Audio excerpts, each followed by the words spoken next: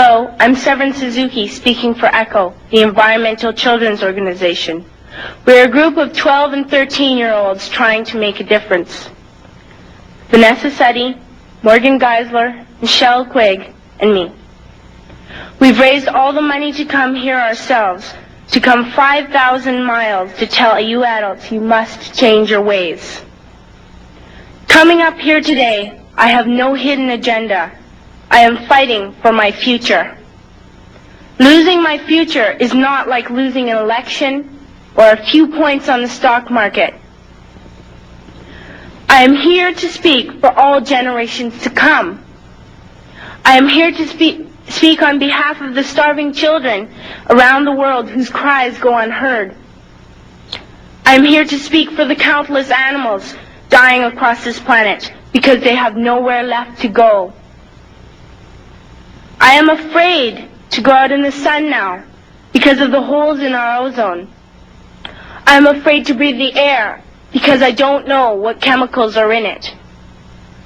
I used to go fishing in Vancouver, my home, with my dad, until just a few years ago we found the fish full of cancers. And now we hear of animals and plants going extinct, every day vanishing forever. In my life, I have dreamt of seeing the great herds of wild animals, jungles and rainforests full of birds and butterflies. But now I wonder if they will even exist for my children to see. Did you have to worry of these things when you were my age?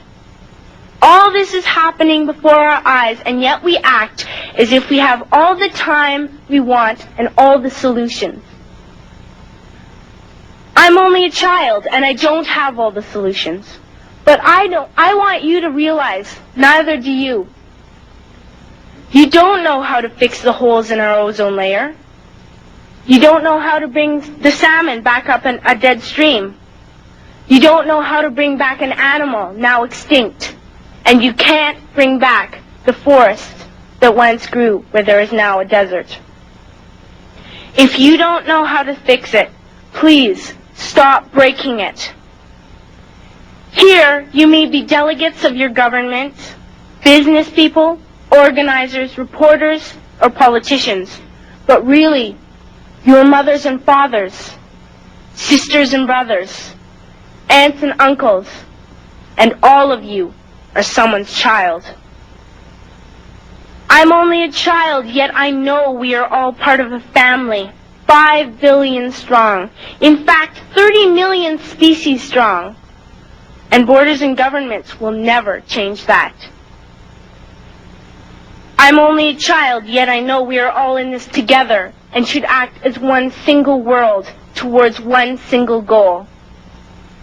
In my anger, I am not blind, and in my fear, I am not afraid of telling the world how I feel. In my country, we make so much waste. We buy and throw away, buy and throw away, buy and throw away, and yet northern countries will not share with the needy. Even when we have more than enough, we are afraid to share. We are afraid to let go of some of our wealth. In Canada, we live the privileged life, with plenty of food, water, and shelter. We have watches, bicycles, computers, and television sets. The list could go on for 2 days.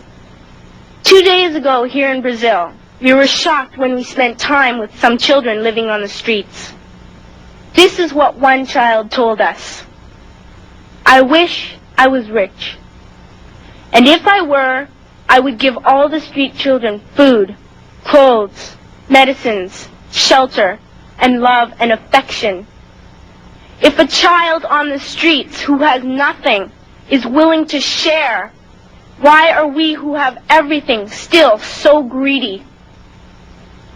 I can't stop thinking that these are children my own age, that it makes a tremendous difference where you are born. That I could be one of those children living in the favelas of Rio. I could be a child starving in Somalia, or a victim of war in the Middle East, or a beggar in India. I am only a child, yet I know if all the money spent on war was spent on finding environmental answers, ending poverty, and finding treaties, what a wonderful place this earth would be. At school, even in kindergarten, you teach us how to behave in the world.